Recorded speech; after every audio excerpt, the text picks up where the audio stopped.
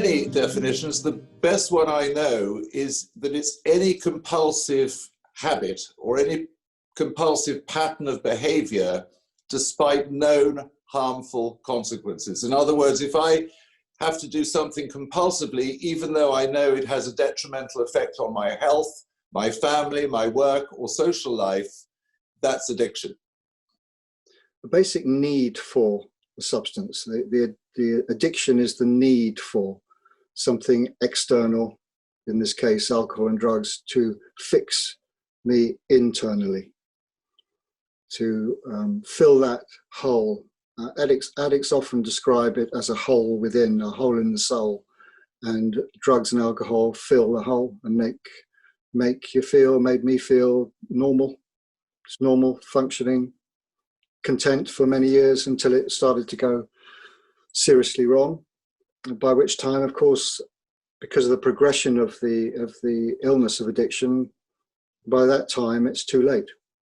It's too late to stop, and repeated attempts to control, change the different drugs, change the timings, change location, geographical changes, trying anything to cut down or stop doesn't work. Doesn't work once you pass a certain point.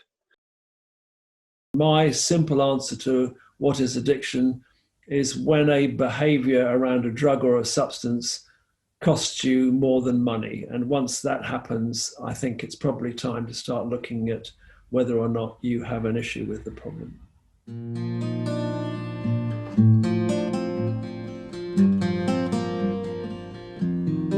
Abstinence-based recovery now, I think, very much refers to the idea of perhaps getting help through support groups and rehabs to get yourself detoxed, to get yourself clean, and to be able to re-enter the world free of whatever it is that has been causing you problems in the past, and usually, hopefully, with a desire to also abstain from other substances that you're very likely to be susceptible to. If you've developed an addiction to one particular substance, you're very, very likely to be prone to addiction to other substances as well. Abstinence-based recovery is about embracing personal responsibility, accepting that my life today is a direct result of the choices and decisions I've made to this point. And it's moving from a path of disconnection and going to any lengths to disconnect very often to a new path of joy and confidence and freedom, and most of all of connection to self and others. The need to be totally abstinent from all mood altering chemicals is a prerequisite to a 12-step program, and therefore a recovery, a spiritual journey, a journey of self-improvement, and sort of eventual, hopeful, some enlightenment and connection with the human race and feelings of fulfillment.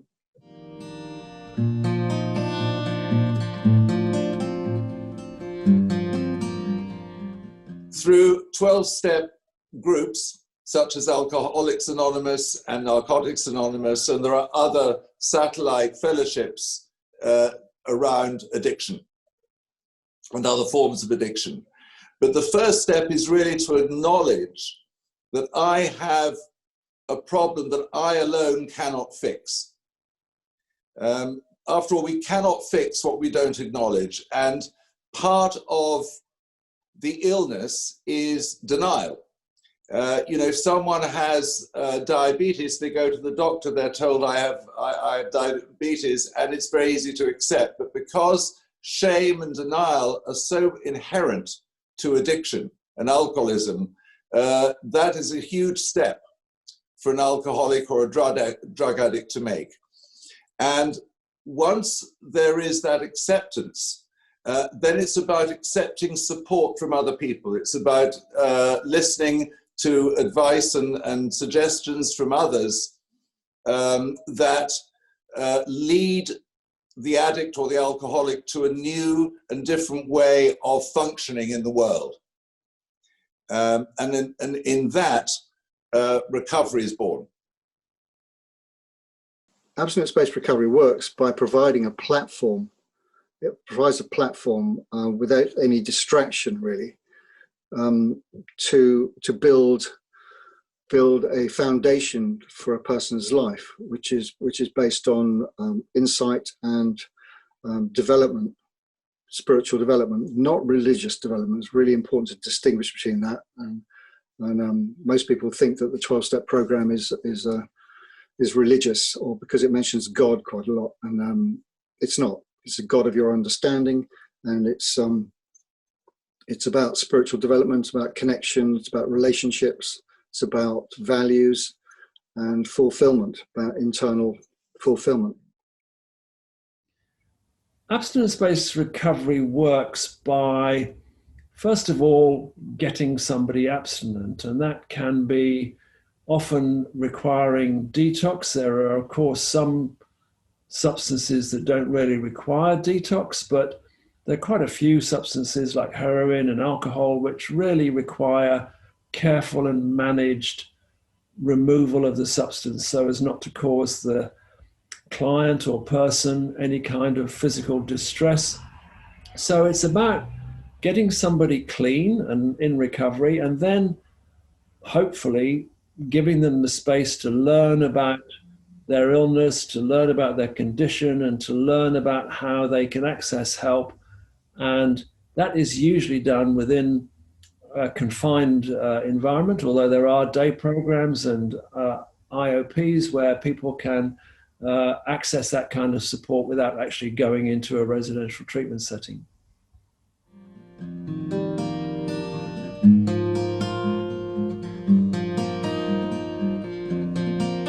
Addicts don't get better. That's a misconception.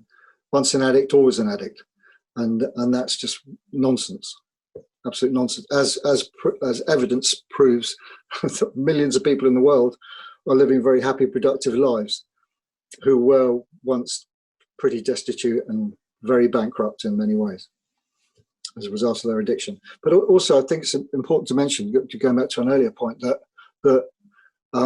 you can't lose sight an individual with a problem who's completely obsessed, preoccupied, and overly involved with a substance can't just stop without putting something in its place. Because if something's been that important, that desperately important for so long, there's going to be a grieving process. There's going to be a significant loss, and that needs to be worked through, which is where the 12 steps come in: sponsorship, being involved with other people in recovery, because you get the guidance and support to work through the legacy of addiction and the process.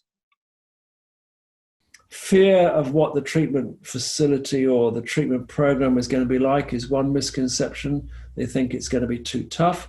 I think people think it's going to be boring. And I think they also have a slight tendency to think it's going to be sort of a bit cultish, and that they're going to be somehow sort of indoctrinated with some bizarre theory that conflicts with what they want to do. And it's actually none of those things. They're usually all the abstinence-based places that I've ever worked in have been full of laughter, full of fun. And although some people obviously are going through painful experiences, absolutely the complete opposite from what most misconceptions are about abstinence-based recovery. And so a lot of people are afraid, how am I going to have fun without my drug of choice or without my alcohol? And so one of the things people find when they come into recovery is life is way more fun, way more fulfilling, and that people can be far more interesting and comfortable comfortable in their own skin, using the tools that they're given and the help that they're given in recovery, in abstinence-based recovery.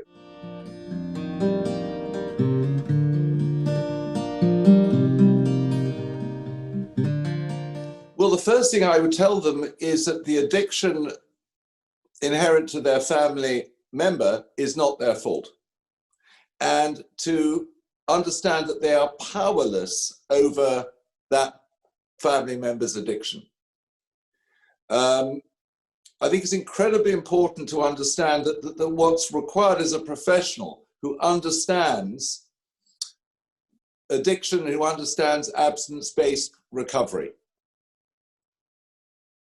I would also encourage them to seek out the support of a 12-step group that supports family members. Al-Anon, of course, was designed to help families of alcoholics, but over the years it's come to also embrace families from other forms of addiction and substance abuse.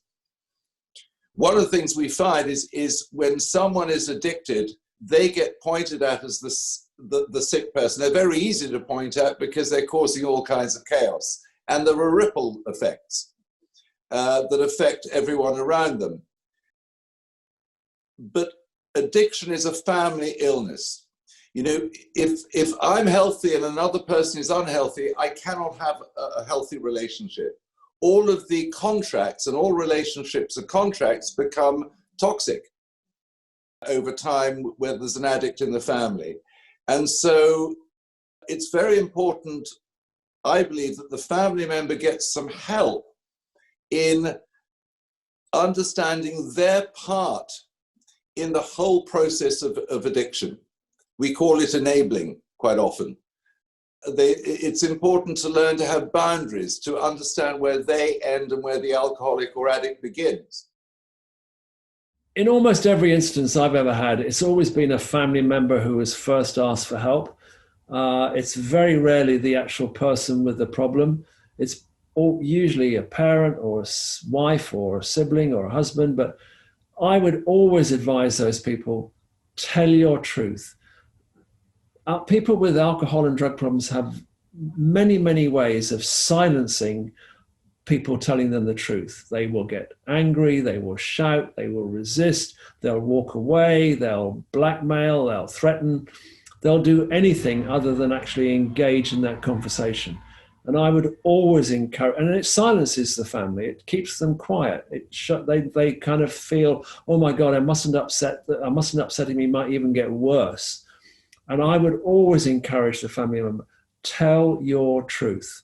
And if your truth is, your behavior is really distressing me, then say that. And don't be put off by somebody resisting that with anger or loudness, which is the classic way of shutting people up. Just keep on telling your truth, but tell it in a simple way. Don't try and get into an argument or an existential discussion about why somebody has a problem. Just say, this behavior upsets me, this, that, and that upsets me. And the more specific you can be, the better. I would always advise family members to have specific examples of someone else's behavior rather than making sweeping generalizations. Because if you just say, oh, well, you're always drunk, that's never going to get anywhere, because somebody will say, well, I wasn't drunk on Tuesday. So it's important to have specific examples and to confront the person with that, and don't be frightened. You're actually being really helpful to them by being direct. You are not helping them with your silence. And this is a condition that thrives on silence.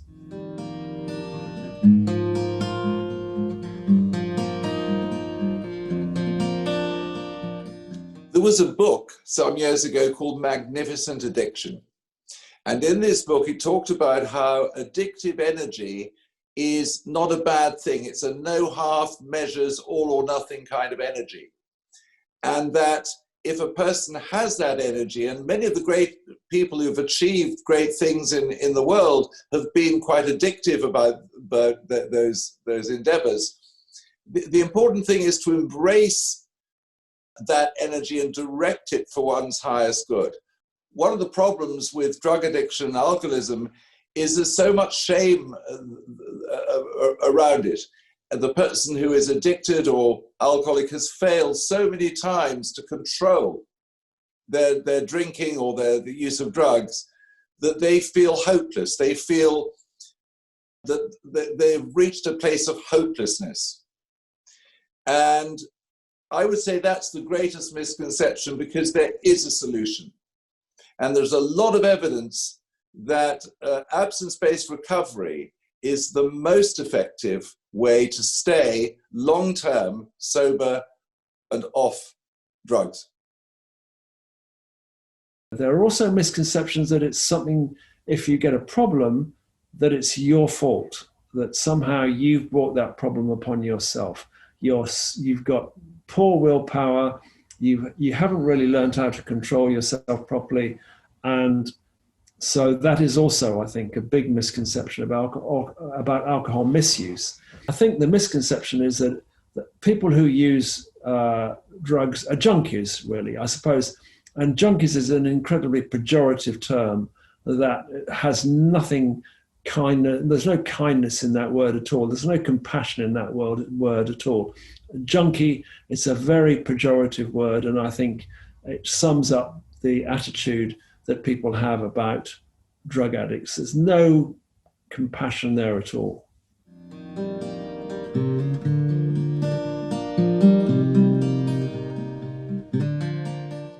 Well, I've always seen Tougher as an extension, really, of Crossroads in many ways. Crossroads is the treatment centre that offers the support and help for people with a problem and their families. So anyone, it's kind of like a funnel, if you like. It's a way of funneling people down into getting the help that they need. So Crossroads has existed for 20 years, 21 years now, and has helped an awful lot of people get well, and is a charity, and therefore helps people from all over the world. And it's a way of marketing and promoting treatment being available to individuals. So, and that anybody can get well, that really anybody can get well. And you don't have to have loads of money. I mean, you just don't have to have loads of money. And if someone wants to get well, then, you know, they can.